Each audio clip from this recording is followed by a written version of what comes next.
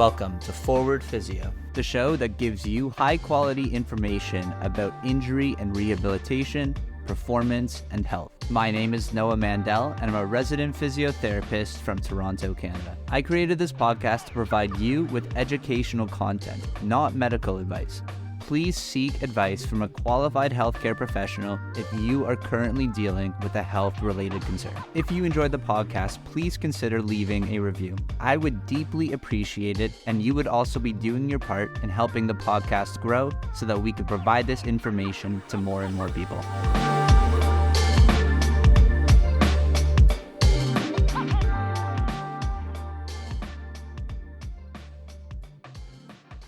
Hey everyone, welcome back. Today I had the absolute pleasure of speaking with a fellow Canadian, Alexis Léveillé. I think he goes by Alexis just because French is hard to pronounce sometimes. Anyway, he is much better known as NoBullshitPhysio on social media. I really wanted to speak to him because he is incredibly knowledgeable, and as you could probably guess, he has a zero tolerance for bullshit, which I always appreciate.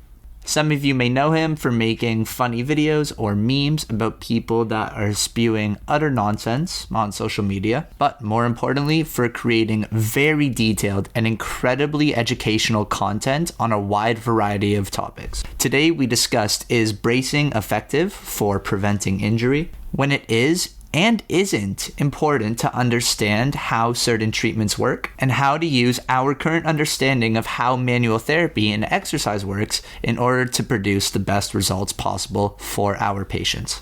I hope you enjoy, and without further ado, here's my conversation with Alexis, the NoBullshitPhysio.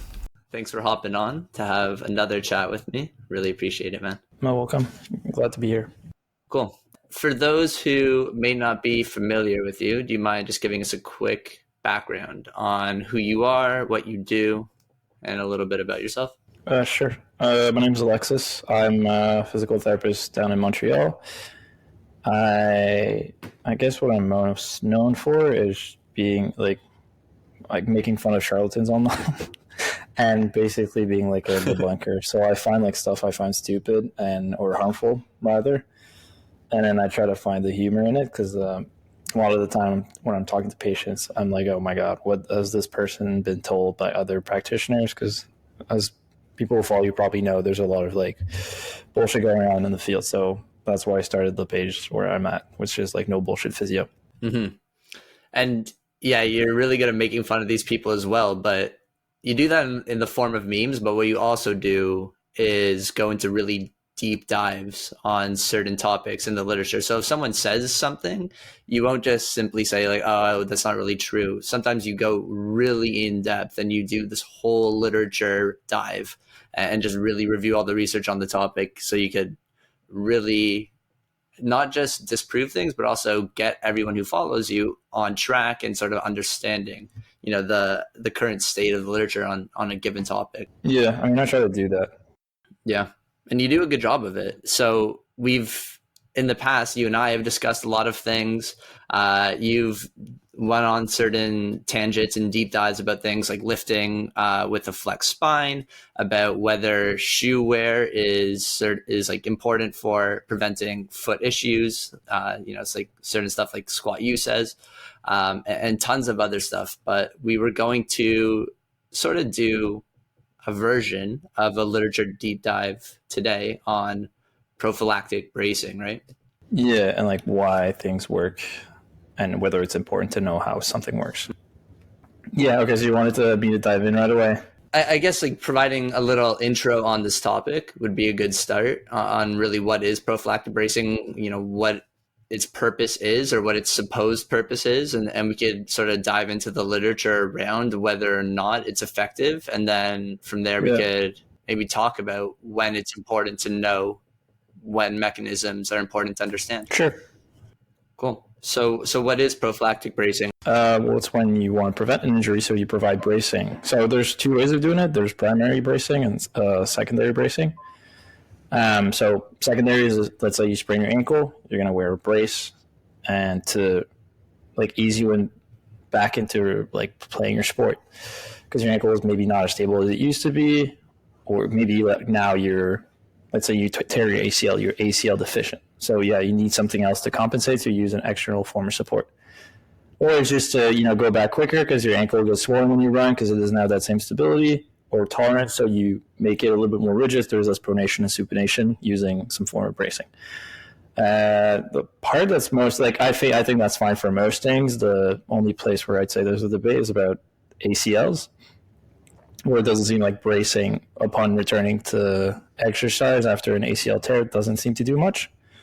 But the real thing so in general, just secondary bracing is a no-brainer. Most physios will agree with it. The only limit I'd say would be comfort or price. So if someone doesn't have the money to pay for the brace, which for an ankle is not really that expensive, it's $30 to $75 in general. But for knee braces, it can get really, really expensive just because it's a medical device. So they always hike the prices up. So you see some ACL braces go up to $1,500. I think in Canada here, it's prescribed after you get a surgery, and then you can get it reimbursed if the surgeon gives it to you.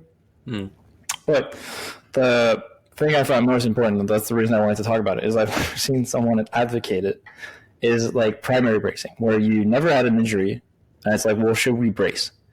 I think that form of prevention is kind of interesting to me because there's a big debate about it in a lot of sports, actually. So you see, for MMA, there's this argument that the gloves are smaller, so there's less concussions. I try to look for data to support that. It doesn't seem to be any, and it's hard to compare because MMA, the fights are much slower, and there's other ways than knocking your opponent in the face to kind of win. You can just subdue the guy on the floor, and he doesn't get a concussion, or you can punch him.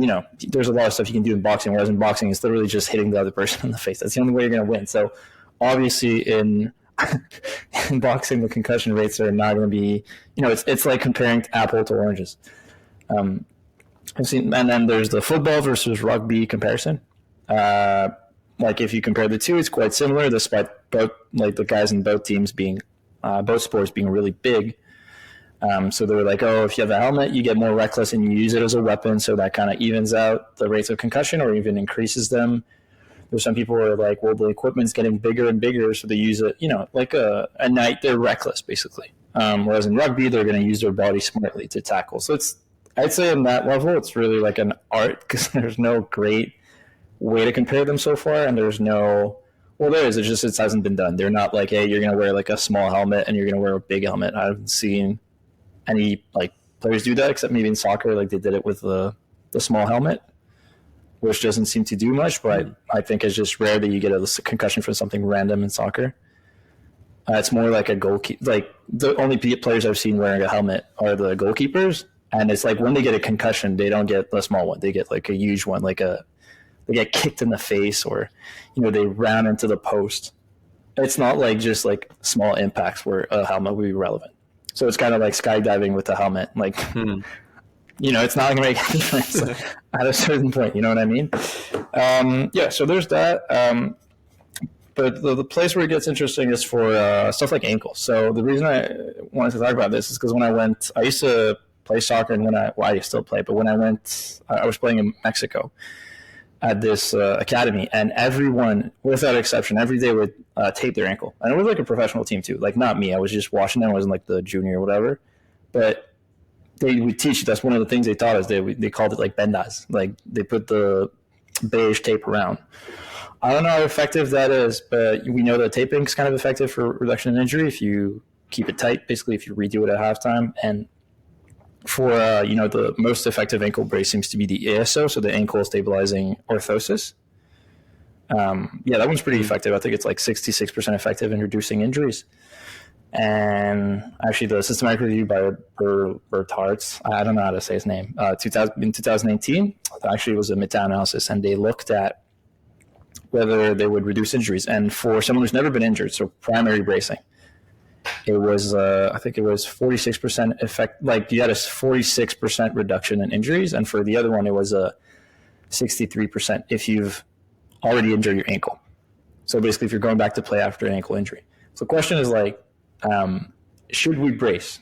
And because, if you're a coach, you don't want your players to get injured. If you're a soccer player, the argument is it's uncomfortable or it's going to reduce my performance. I've played with a taped ankle, and honestly, I don't really see it. Like, you feel tight, but it doesn't feel that uncomfortable, to be honest. So I feel like it's just something that would take getting used to. And what's interesting is you don't see many teams that do that, like where everyone's braced. It's quite rare if you look at like the equipment. If anything, if you look at like soccer players, most of them will try to have as little like equipment as possible. Like if you look at their shin pads, they're like the smallest. Like it's almost like a running joke. They're so small. And people used to make fun of me because I would wear those big ones because it's just I'm an aggressive player.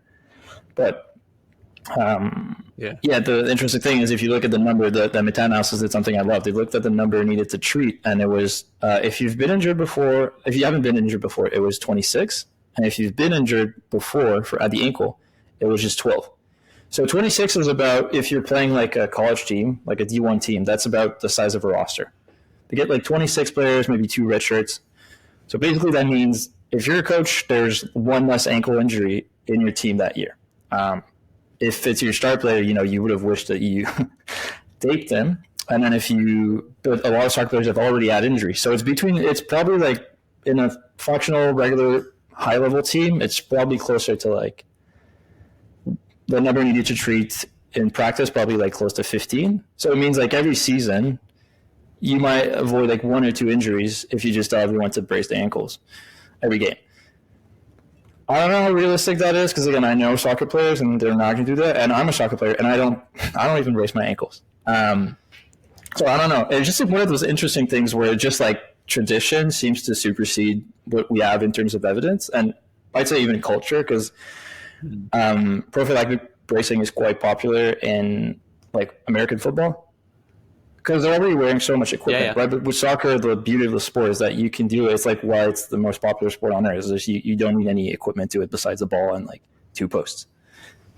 So I feel like it goes against the culture, but and I was looking at some of the research when it comes to American football today for braces that are meant to reduce mainly MCL injuries, but just ligament injuries in the knee in general. And the literature on that was really, really mixed according to the systematic review that I was reading. Some of them showed that it was helpful for reducing injury. Others showed no difference. And some other even showed that people had an increased risk of injury, interestingly, in other areas of the body on the same leg that they had the brace. So like at the hip or the ankle if they had a knee brace on. So the conclusion of it was that we really can't make many suggestions based off of the current state of the literature just because it all seems so mixed. But what you're saying about these ankle braces in soccer is that they might be a little effective, maybe even more so for people that are coming off of an ankle injury. But it's not like it's guaranteed to prevent an injury, right? No, but I mean, 63%. It's kind of a big number in my opinion. And those needed to treat numbers are kind of good. But yeah, I agree. For the knee, it's like completely a wash. Like, well, interestingly enough, I think the RCT that they did is like 1 RCT and 4 prospective cohorts. The RCT showed like that it helped the MCL bracing, but only in like offensive players, I think, which makes sense if you understand how the MCL gets broken. It's usually with contact, someone from the outside making your knee cave in.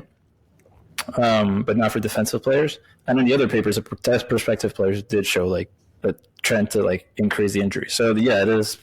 Maybe it's because those papers didn't control. Like they're like, oh, you have a reason to be bracing, because that's the difference between RCT and a prospective cohort is you don't tell who should brace or not. So they're like, oh, I'm a reckless guy. I'm probably going to get injured, so I'm going to wear it. And it doesn't work that well, but you are still quite a risky guy. Hard to tell. I agree for the knee. I would never make that recommendation, except if you have a history of injury. Because if anything, to kind of signal to the player that they should be careful, or other people to... Well, that's the thing. In football, there is that culture like, oh, just literally just injure that guy. It's almost like... That's why they don't... in hockey, there's the same thing. They say like lower body or upper body. It's just they don't want people to know where they're injured, because that could be a target for just, going for that, like going for the leg, going for the ankle. Also, maybe some reason for like the sports agents, like they don't want to disclose because the player's going to lose value. I have no idea. Yeah, there's probably so much that goes into it, but I don't know either. But you're saying for ankle injuries, it would be effective to get the whole team to tape, but just culturally, there is a big issue there with with actually getting the soccer players to do that, because a lot of people just don't like the feel of it. Yeah, I wouldn't tape. I think taping is kind of like, I get patients sometimes that come, they're like, can you tape it for me? I'm like, literally just buy a brace. Like the brace is $35 to $75. Charge like over $100 an hour. Like, and I can give you the taping, but once you're back home in 30 minutes, the taping, like the zinc oxide tape that we use, loses 50% of its stiffness. So you have to redo it at halftime. Yeah. So what's the point? You literally just wasted your money. Whereas if you buy the brace, you can adjust it yourself. And if people don't know what the ASO is, it's like a figure 8 and then some laces. So you can adjust it even if your foot grows, not too much. And if the swelling goes down and all that. So it's just more convenient. So I would just tell people maybe buy some. But again, I know it's not going to work culturally because I know myself. It's just I like it when I find like an area where there's like not really a great reason why we don't do something, and we don't do it anyways. Yeah. It's interesting. Why do you think the braces are effective? Do you think it's purely from a biomechanical standpoint, or do you think there's maybe this feeling of that you're protected that might help people reduce the chances of getting injured? That's a good question. I think it's both. It's also that like the ankle is really like the foot is really how you land. So like if let's say you're jumping for a header, the way you land, if you have those ankle braces, like you can't really, it's going to be hard to explain, but with the knee, you can kind of wobble and use your foot to adjust, like cave in or cave out. But with the ankle, it's like if you mess up, you can't, you're just going to fall. That makes sense.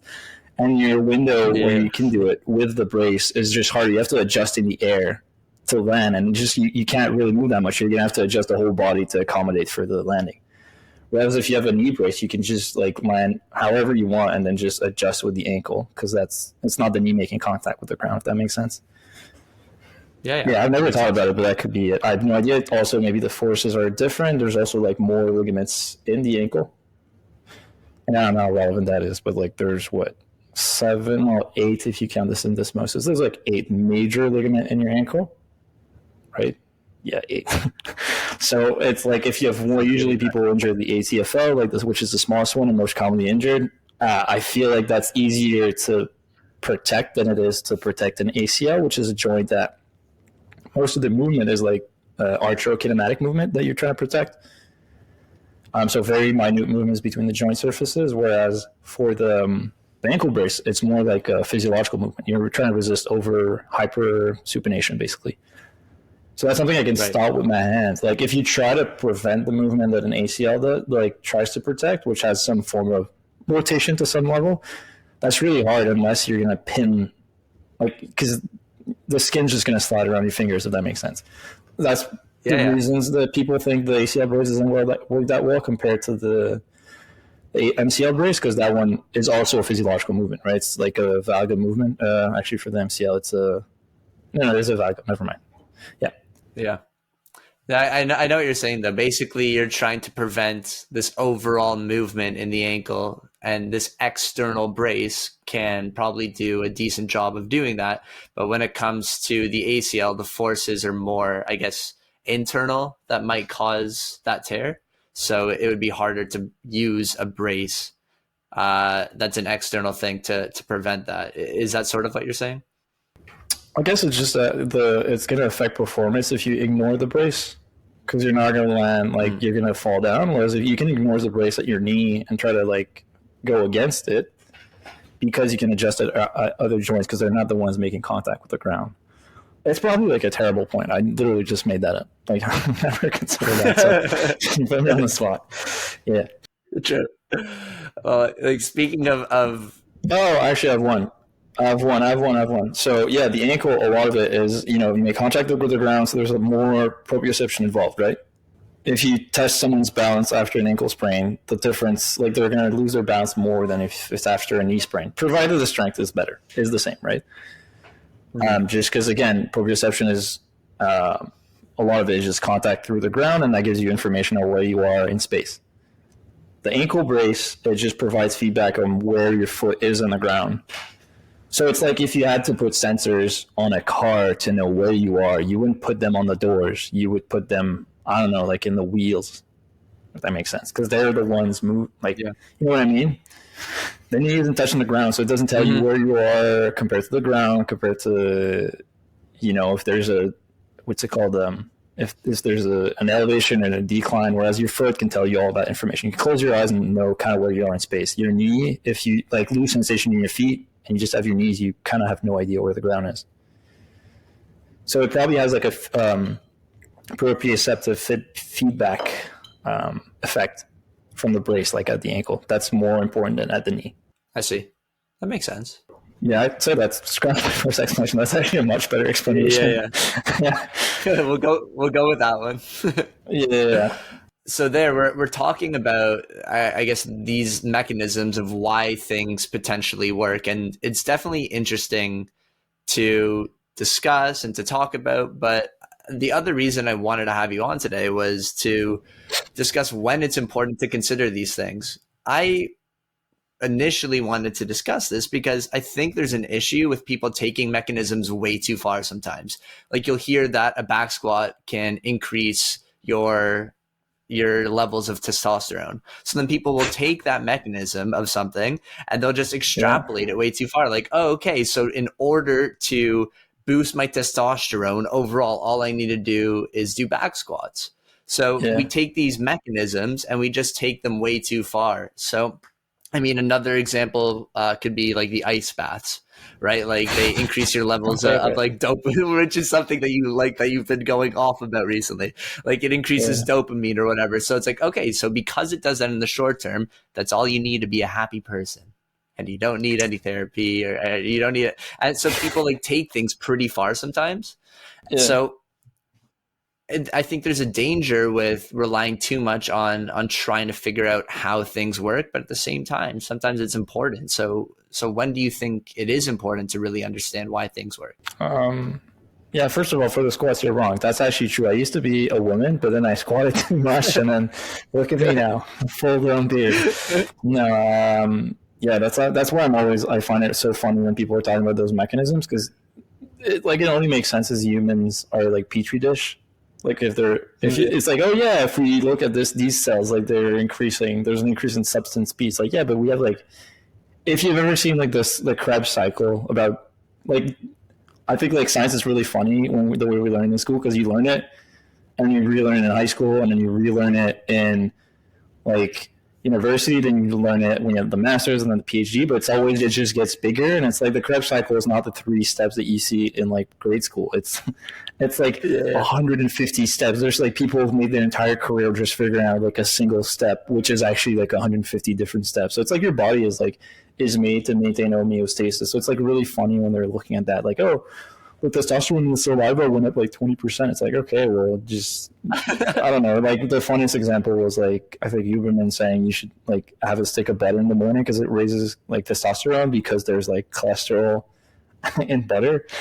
It's like, okay, well, it also raises your blood pressure. And like, Americans overconsume, like, there's whatever. Right. Yeah. Anyways, I'm not a biologist, but yeah, it's a good question. So I think I kind of disagree with the phrasing of the question, because it's not like when does it matter. I think it always matters to some level. Like, the most important thing is whether something works, I guess, and we usually have those studies kind of first. Well, not first, but once something is popular, we already have papers that show, hey, this kind of works. But it's more that the problem is that people see those studies on mechanisms and then they imply that there is an effect. It's like, oh, let's say testosterone is raised. It's like, okay, but does it actually improve mood? Does it actually improve muscle gains? Does it work in humans? Because you can prove like 150 mechanisms. Like, you can show that ultrasounds improve bone growth when you do it like on rats that have like a very thin skin, and then you do that at like ridiculous amounts, but that doesn't mean it works in humans, and it doesn't seem to work. So it's more like implying effects through mechanism. That's a big problem, and that's a mistake a lot of people do. It's like, okay, you should look at whether something works before you kind of argue about the mechanisms. The only reason mechanisms are useful is just for scientists to figure out a way to make the effect even better. So like, let's say we find that a plant is useful for, I don't know, like heart attacks. We've shown it. There's like randomized control trials that we can target the specific molecule in there that has that effect. And then we can synthesize it, and then people are going to say, oh, it's big pharma, so they're just trying to steal something that's free. No, it's just we make it more effective. There's like most of the mechanisms that are useful. Like let's say like insulin, like that's a good example. Like we're able to synthesize it, and now in normal countries that are not the USA, like insulin is very affordable, and it saves like hundreds of lives. Like my grandpa, like literally my grandpa is the only survivor in like 12 people that they all died of diabetes, like type 1, like no exception. Wow. And like it's not now these people are alive just because we figured out the mechanism, right? So I think it's useful in that way, but it's also for us, like in the fitness world and physio world, it's that it helps us know like the dosage. So like if you know that something works through like I don't know how to explain, but like if we think that something works through like a physical mechanism, we're going to try to make that mechanism happen more and more. So like let's say for gaining muscle, we know that like mechanical tension tends to lead to hypertrophy and gains in strength. So we're going to try to maximize that through putting on more and more volume to provide the muscle damage. Not the muscle damage, sorry, the mechanical tension. Before we thought it was muscle damage. It doesn't seem to be a big indicator of muscle growth, like as per the new research. So like we're not going to try to focus on like eccentrics that produce more and more damage. We're trying to be sore all the time or stuff like that.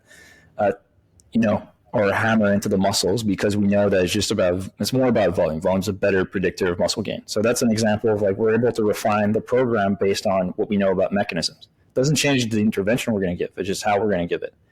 And I think a closer to home example, someone I'm more passionate about is, there's a lot of people still who think that manual therapy, like massage and all that stuff, or backtracking, like spinal manipulation, works through, you're putting something back in place or you're adjusting the alignment or whatever.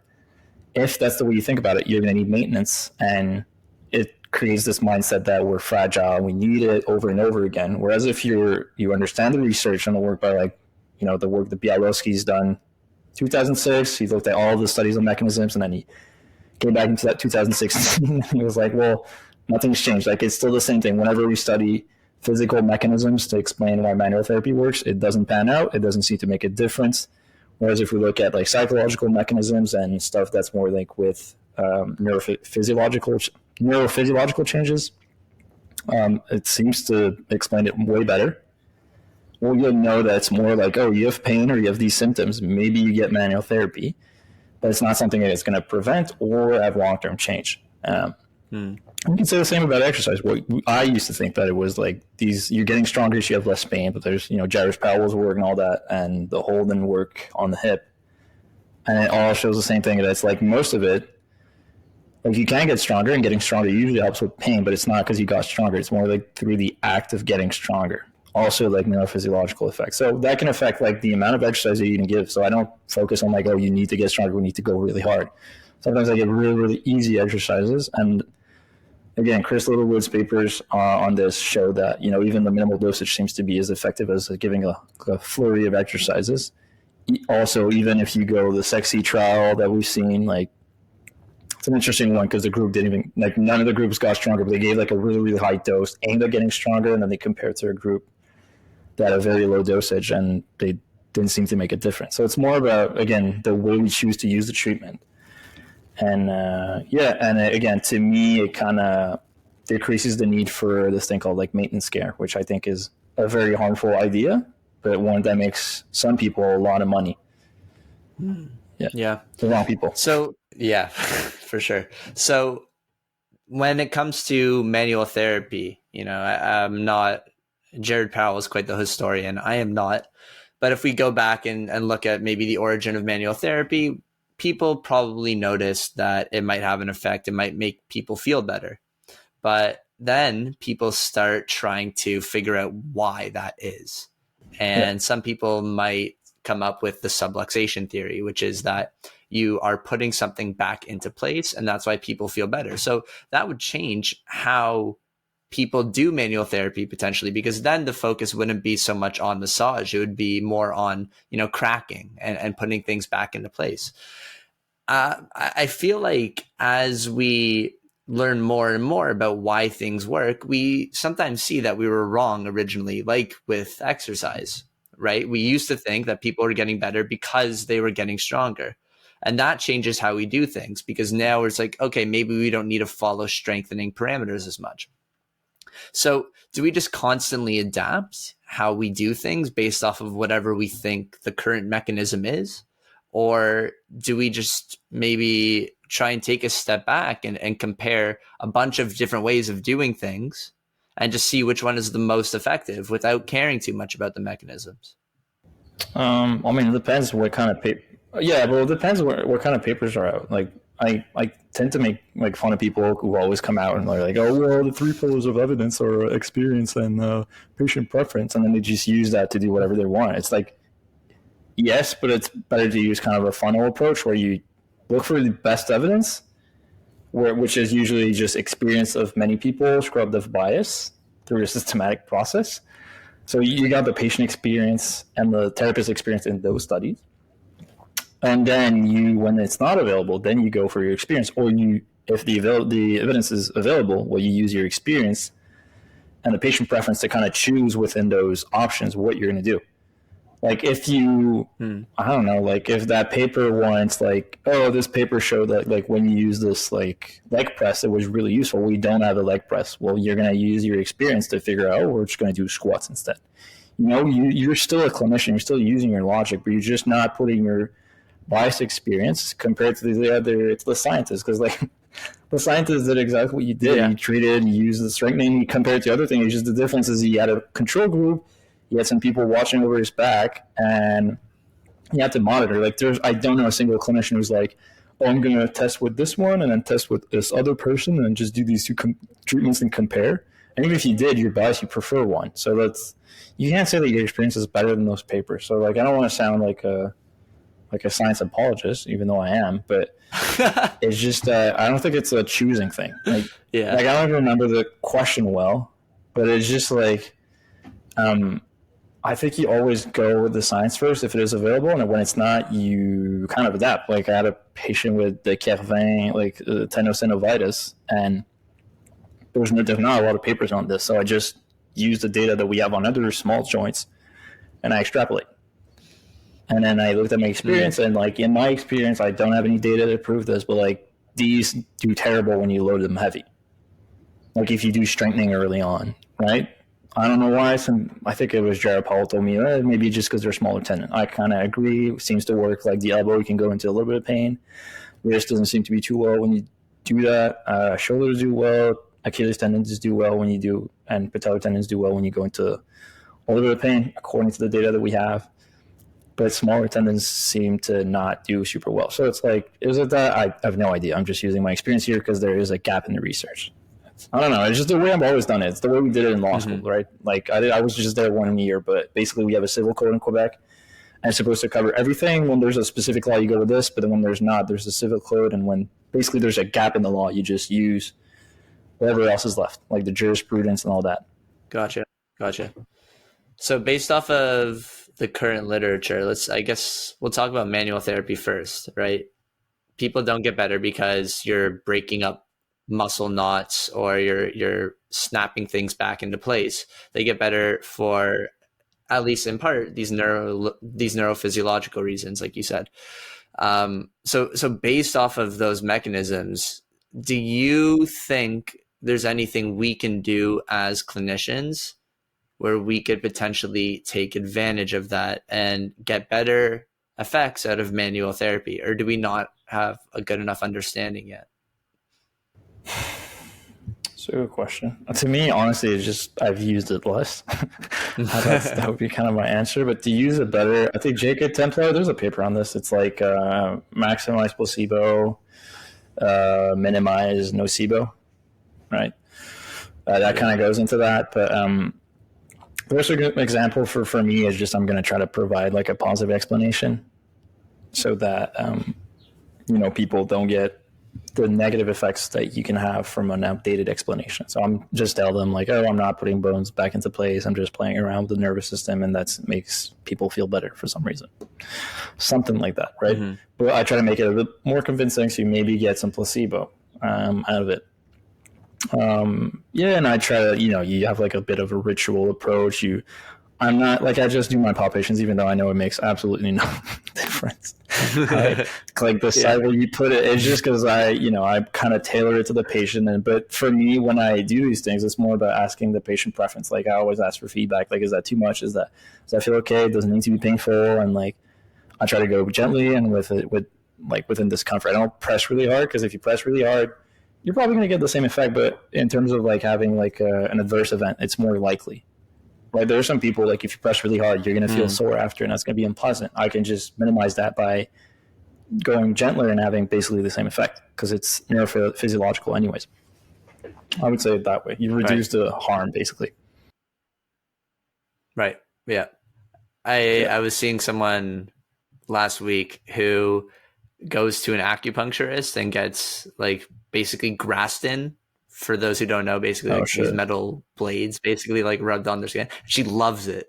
So when I was doing some soft tissue stuff, she's like, this is way too light. I'm like, I'm going way harder than I'm already comfortable with here. And so that was an example. And it was on her neck too. And, I know the risk is a bit low, especially with what I was doing, but like I wasn't like doing, spinal manipulations or anything that I was, concerned about. It was just like a soft tissue massage. But even then, I just wasn't comfortable going, to my max effort, even though that's what the patient preferred. But I tried to meet her halfway, and yeah. That's what I try to do too. But yeah, it's kind of hard when people have these expectations. You can tell them whatever. They know their body. That's usually what they say. And I don't know. Yeah. I've lost the energy to kind of argue with them. Yeah. And, what's the point in arguing with them, I guess? If we feel like a large part of the benefit comes from just contextual factors, like the environment that they're in, their relationship with their therapist, their beliefs, placebo, everything like that. Why argue with it if it might potentially give a bit of a less effective result? Do you think there's any ethical implications there? Like, should we, if we think that this is placebo, should we be completely honest with someone and tell them that, or should we take advantage of that? That's a good question. I usually try to just like if I get manual therapy, it's going to be like 5 minutes at the end, except if it's like a neck issue, because a lot of pain can be from just like sitting. So it's the fact of lying down and getting to get some touches useful. And the data for manual therapy for the neck is like better than for other joints, like the knee, for instance. Yeah, so I will provide it, but there's like a line that I draw, an imaginary line in the sand for like stuff like ultrasound, because to me it's like so easy to control. You literally just turn the machine off and then on, and then compare the two, and there's no difference. Like we've known that since 1995. Like the conclusion was like we should not study this anymore, and there's all these like dog shit studies. Like I was reading about this, it's so depressing. The only different thing that's changed since 1995 is just that now they recommend ultrasound, but it's because the study quality has gone down so much. They just compare it to like lasers, and they're like, oh, it's the same, it's as effective as lasers. So it's like, cool, like laser is like a placebo as well.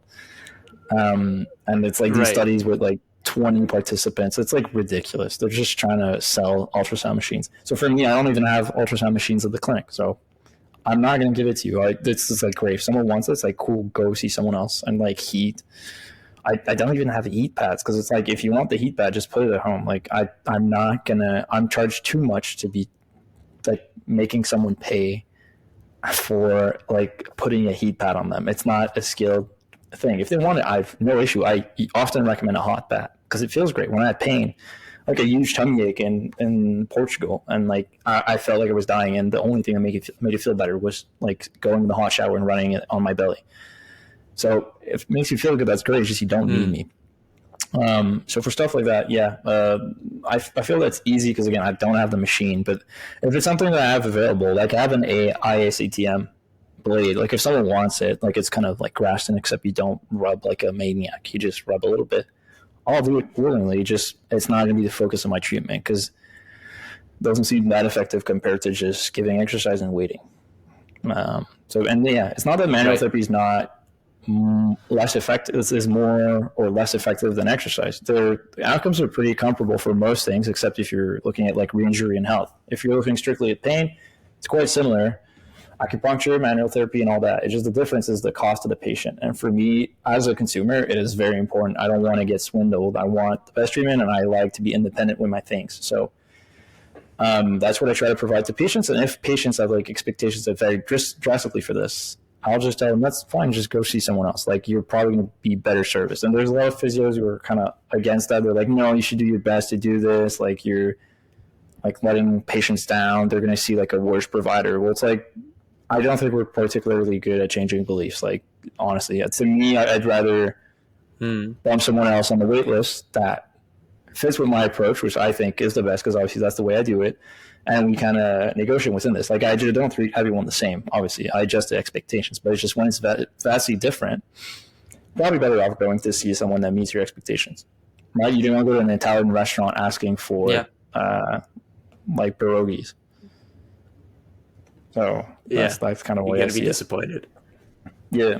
For sure. It's like, yeah, I don't know. I agree.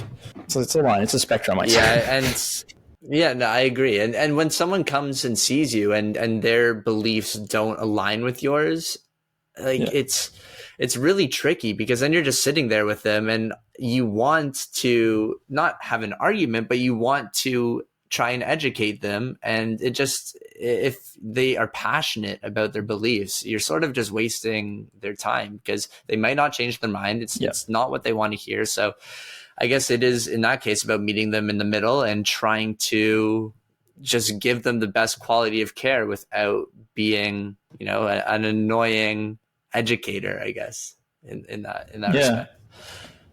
And to be precise, like I do have patients where all I do is manual therapy.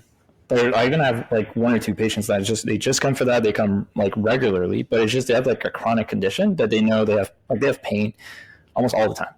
Right? I'm just trying, and they know I gave them a speech. Like all my soapy notes start with like, patient is aware that manual therapy is only like temporary neurophysiological effects, and they're fine with this.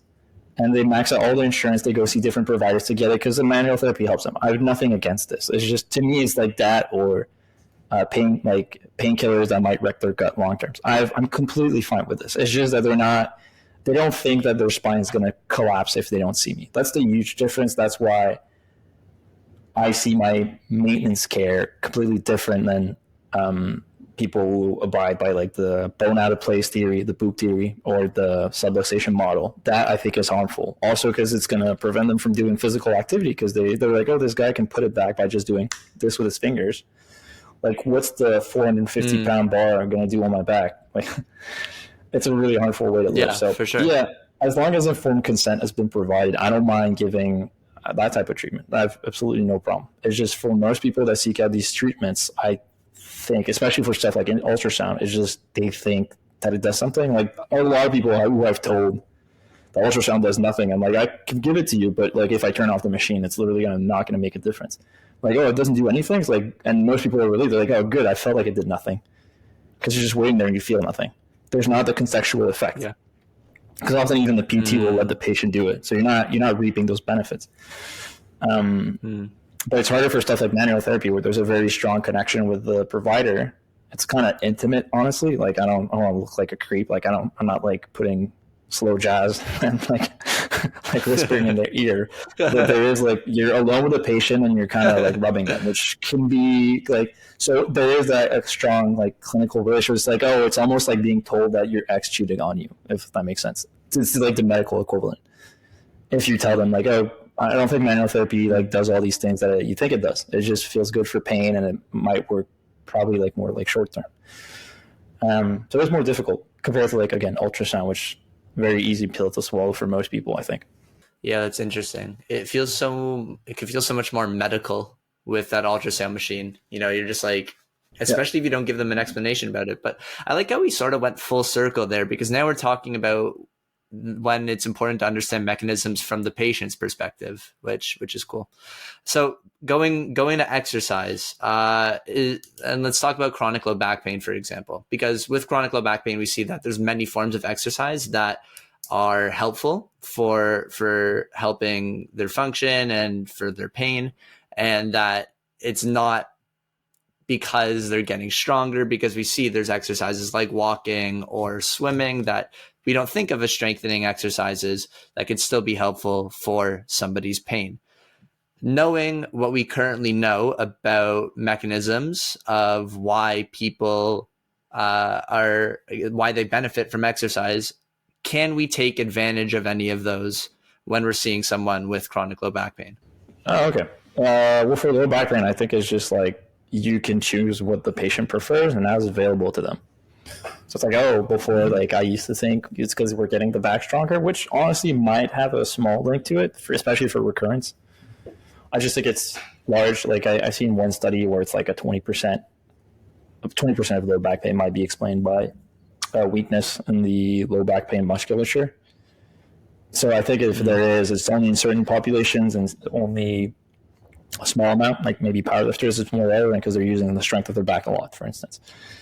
But for the common patient, I think it's useful because, I used to think it was to get stronger a lot, and that takes time, and sometimes it takes equipment, especially for the back. So now I feel really comfortable. It's like, you don't have any equipment, we'll just go for a walk. Or, you have a dog, that's great. That's going to help your low back pain. Something they like, something they have to do anyways, and they're going to do it, right? Whereas if I have to convince someone to go to the gym and they don't like it, they feel fat and they feel made fun of when they go there, or they're not familiar, they don't feel safe. I don't have to go through that. I can just choose what's more convenient and more pleasant to the patient and what feels relevant. So sometimes people are like, I like that exercise. Like, great, we're going to do it. As long as it doesn't provide like spiker symptoms or go within a direction that we want to avoid with the back pain. Because if that's one thing, like people threw out the low back pain literature when they saw that you were talking about the J-Leiden network meta-analysis from, I think it was 2021. Well, people don't have to remember there's other studies on low back pain, and the big one was that if you look at the whole of the McKenzie literature, I don't believe in derangements necessarily, like the way they're phrased, and we're not going to go into what a derangement is, but I think one conclusion we can take is that, I forgot who did those papers. It's not Jill. Audrey Long. Yeah, the Audrey Long paper. They're the best MBT papers, in my opinion, and the McKenzie papers. And what I think the main conclusion we can get from them is that if you have low back pain, doing the movement that hurts over and over again is probably a bad idea, especially in the acute stage. Like, so I think that's literally all the methods allow us to do. But it makes sense because honestly, that might sound dumb, but a lot of approaches that we have for pain is kind of gradually exposing people to the stuff that hurts. Yeah. But for low back pain, you do need that period where you kind of let it calm down, almost like a muscle tear. Might be different for chronic low back pain because you've had it for a while. So for a lot of people with chronic low back pain, I'll use something more like a CFT approach, cognitive functional therapy, where you kind of expose them to the stuff they've been avoiding for a while. But it's more like a fear-based approach. Not that I'm making them afraid. It's just they have a fear that might be a component of their pain. Whereas for people that they just have their pain, they don't have those unhelpful beliefs yet, maybe. Well, you're going to avoid the stuff that hurts, and then you gradually expose them. But you do seem to have better results if you avoid it short term. Yeah, right. So like when it's acute, I guess there's that fear is useful. The protection that is useful. If they're trying to brace all the time, if they're avoiding certain positions that are painful in the short term, it makes sense why they would do that. It's just it might develop into an issue long term when it becomes chronic low back pain, and they've had it for years and years, and they're still bracing and they're afraid of bending over because they think that is going to injure them. When maybe it was just at once. These were really harmful movements, and if they did them full blast when they had chronic low back pain, like if they came and saw either me or you and were like, just bend over with 300 pounds, that would probably hurt them as well because they wouldn't be used to that movement. So it's not about saying that it's those movements are completely harmless, but they could potentially be a little bit more harmful. A little bit less harmful over time, especially if we use that CFT approach, right? And we just gradually expose people to those positions. Yeah, and that might be due to just tissue healing and after the acute stage has passed, basically. Mm-hmm. And I think, I mean, I don't have this like grand unifying theory that I think that psychology and physio is basically the same thing. It's just you give them a rest and then you expose them to it in a safe environment, like a safe space. You see this with kids, like there's kids that, they get bullied and they get bullied so bad they get traumatized. But there's some, or if you look at someone who goes in the army, sees his buddy like his head blown off in front of him, he might have some PTSD, right? I would call that like a chronic brain injury, if that makes sense. And then if you compare it to a kid who, I don't know, like his girlfriend dumped him and it was hard, but like it was done in a way that he recovered, he had his family to support him and he kind of got over it, he's going to be stronger after, right? Or if you have challenges, every challenge is like a stress, right? It's just some stress you can adapt to, especially if you want to, like if it's a challenge at work or like a big sport exhibition. Like you don't see soccer players getting traumatized because they like at the World Cup because it was like, oh, the pressure was too much. Like they can crack, but they're not going to have like nightmares after the World Cup is over, except if they fuck up royally, right? If they miss a penalty or something. But in general, it's just because it's I think, is that Conrad Lawrence? I forgot who it is, but it's like a Montreal. He lost to Conrad Lawrence, I think. The guy who discovered imprinting, right, for animals, but where he almost lost. It's Ansellier. Yeah. So that guy is the one he basically pioneered the difference between good and bad stress. So you use stress, which is good stress, and bad, just regular stress. So he's like, getting stuck in traffic isn't going to make you a better person, but like, I think doing stuff that you enjoy, like sports or creating art in a stressful environment, to a certain degree is really helpful. So, but if you get too much stress, basically, especially if you can control it, or if it's too often like chronic low grade stress, which you can say for the spine and you can say that for the brain, well, basically you can get to a cracking point where it becomes, the stress, the protective reaction that you have to it remains even after the danger's gone. The same way someone who has PTSD, the flashbacks might make it helpful because maybe the guy who blew the head off your comrade, he's still around. So you have to stay awake and you have to be prepared, always alert, right? But when you're back home, it's not helpful anymore. So it's like someone who injured his back and then for some reason it turned chronic because the stress was too big, or he has the genetic components where now it's like he has these unhelpful patterns that are hindering his like pain recovery. But like if you expose someone the same way, but just maybe more gradually, like let's say someone who's trying to grow in a company and reach the top of the ladder, or someone who's trying to get stronger at the gym, that makes him more resilient and less likely to get injured to some level. So it's like, again, it all comes back to this idea that the poison isn't the dose, and maybe your job as therapists, be it a psychologist or a physio, and again, I've never worked in psychology, so maybe I'm completely wrong, but I think your job is to be kind of masters of like load managers, if that makes sense, right? If I had to describe my job very simply, I'd say that's what I do. I manage load and I try to make sure that everything that's going on in their life and their psychological stressors and all that doesn't get in the way. And I think that's the way we applied the biopsychosocial model. We make sure that everything fits for the person, their load basically. Because load can be a lot of things. It can be psychological stress, it can be their sleep not good, it can be, we like to say diet, but we have no idea how it affects pain, if I'm being honest. And then just exercise, stuff like that. Right. And you were saying earlier that it's difficult to change people's beliefs. And I find that potentially the beliefs that somebody has about the stresses in their life can also be an important factor, right? Like if two people are doing the same exercise program, but one of them thinks that the exercises that they're doing are harmful for them, and the other person thinks that they could be built back up stronger, and that these are very useful for their pain, and that it's also going to help them be healthier, they're probably going to have pretty different responses to it, because one person looks at it as good stress and the other person looks at it as bad stress, even though the stresses are the same, right? The perspective might be the thing that is the operative variable there. Yeah, and actually there's a really, really interesting study on this. I've cited it for the Compound Performance podcast I've done. Like I was invited there, and I don't remember the author, but they compared like maids that were, their job is kind of active, right? And they told half the group, like they were randomized, but they told half the group that their exercise that they did at work was considered like it was helpful for health. Like it reached a threshold where they would get health benefits. And then the other group, they didn't tell anything. They didn't tell them anything. Or actually, they told them like it's not going to help for your health. They said it was just like basically would have a neutral effect. And the group who was told that it was good for them, they lost weight, like they had health improvements, which is crazy. Like I have That's no idea how crazy. that works. But yeah, it didn't Crazy. seem like I don't think we can assume like maybe they just did more exercise. I don't remember if they normalized for this, but it's just like literally just your belief kind of affects your biology. Yeah.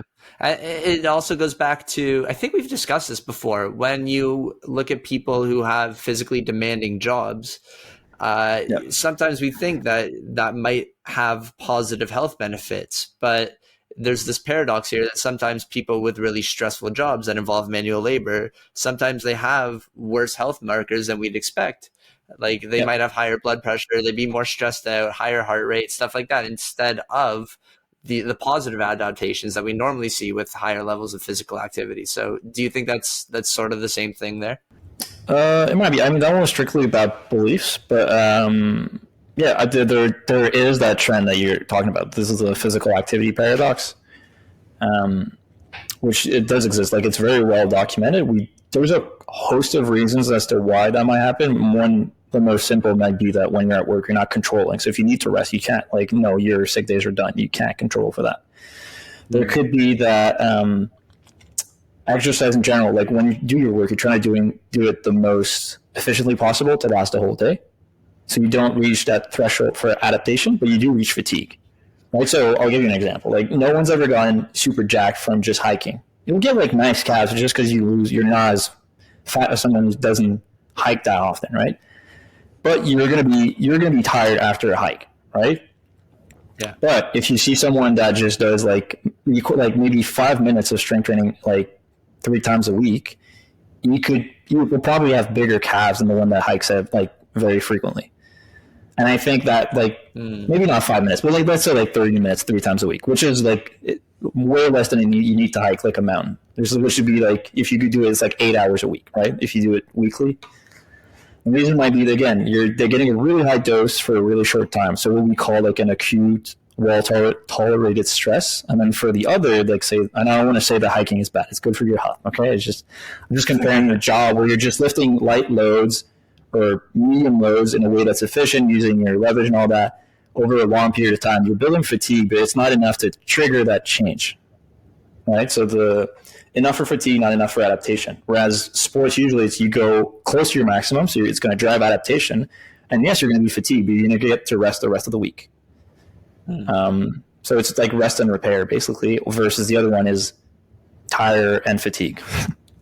So I think that's one of the reasons where the paradox might be coming from. And another comparison could be people who have like chronic low-grade stress, their health at the level of the heart, like they seem to be way worse. Right. And whereas marathon runners, they have great health for at the heart level. So you could see it as whereas like if you compare the amount of times the heart has beaten, marathon runners probably more than those people, right? Your heart beats really, really fast when you're running. But they do get those rest periods where they're, the musculature and everything gets to adapt. Whereas for the person at work, they're just constantly stressed. You go home and you're still thinking about work.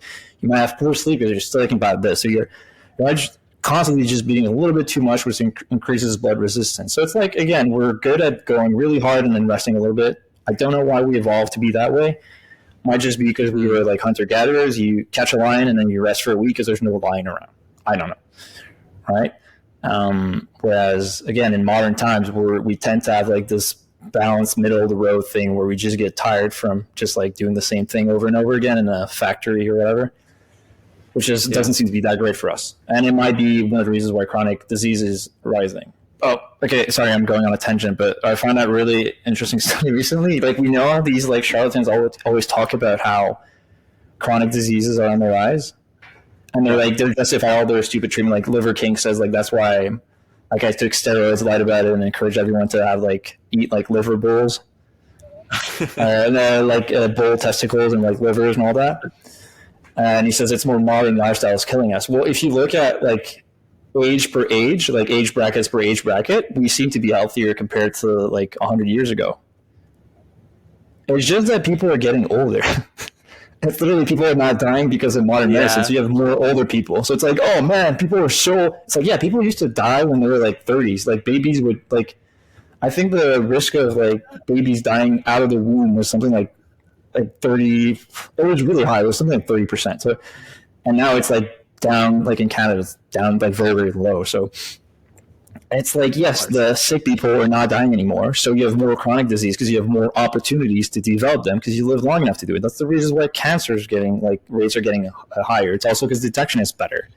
So I hate when I see like charlatans using that argument by saying, oh, your modern lifestyle is killing us. It is killing us, but not for the reasons that you're saying. And again, I don't want to pretend, like, don't give me a straw man where you're like, oh, modern living is super healthy. It is not. We're super sedentary, probably better off frolicking in the field and like doing some exercise. It's just that it's not like because of your chair. It's just because, again, we have stuff that we don't control. We're not maximizing our happiness. It's complex. It's just, I'm saying it's not just this one thing. And we do seem to be healthier on average because of modern medicine. So yay, modern medicine is all I'm saying. Yeah, that's so interesting.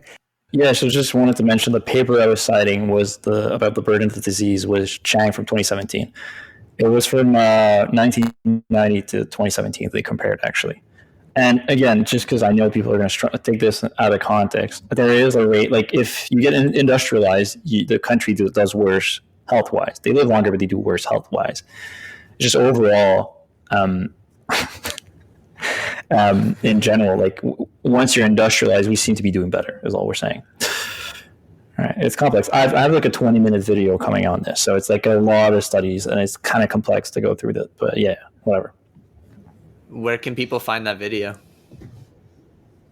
It's going to be on my YouTube. And I mean, since we're plugging stuff, the physical activity paradox that we talked about it, there's a whole post about it with a lot of research included that Jacob Templar did for us at Pragmatic Rehab Principles, which is my educational page. And we're going to launch courses in our monthly newsletter soon. So you can subscribe to that. Basically, we're going to provide 10 papers that we sorted through, critically appraised, that we find relevant. And the thing that makes us different, because there's a lot of services like this, is that we only pick papers that have clinical implications. So basically, if you even don't want to read the whole thing, we're like, what does this mean for your practice? There's going to be good, there's going to be bad papers, because we do also want to pick like maybe once a month a bad paper to show how you pick out the bad ones, because there's so many. And I did one on ice baths recently, like the most recent papers on ice baths. I swear to God, I was like laughing out loud when I figured out how they managed to show a result.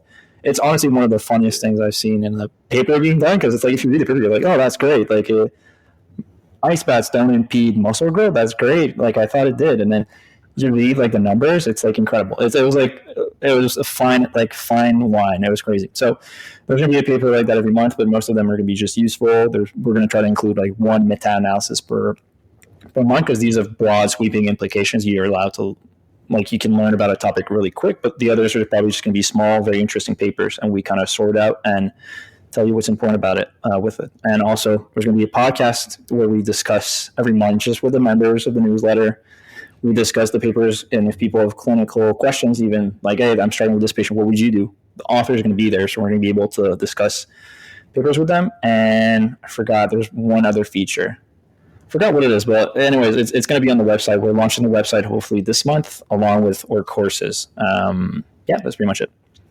Cool. Do you have a name for the website? What should people type into their search bars? So it's going to be pragmaticrehabprinciples.com. The website's almost done. And then we're on Instagram already and on YouTube and Twitter and all the platforms. And then for me, I'm at NoBullshitPhysio on Instagram and all platforms as well. It's a hard name to forget. Yeah, it's good. Yeah, it is. Thank you so much for joining me, man. Really appreciated it. And as always, I just really admire your ability to just consume so much literature, because you're a really important person to have in our field. So thank you for all the work that you do, either on Instagram, but there's the silly memes, but also the deep dives, and also Pragmatic Rehab Principles. I'm sure it's going to be really, really good content, with you and Jacob on the team. It's going to be good stuff. So thanks again. Yeah, I think so too. And people are complaining because I'm not posting as much educational content recently. It's just because I'm hammering. We want to have 4 months done before we launch. So I'm basically putting all my energy, scientific energy there, and I'm just using my page for stuff that's fun. And when I have time, I give like deep dives once in a while. So, yep. Cool. Thanks for having me, man. My pleasure.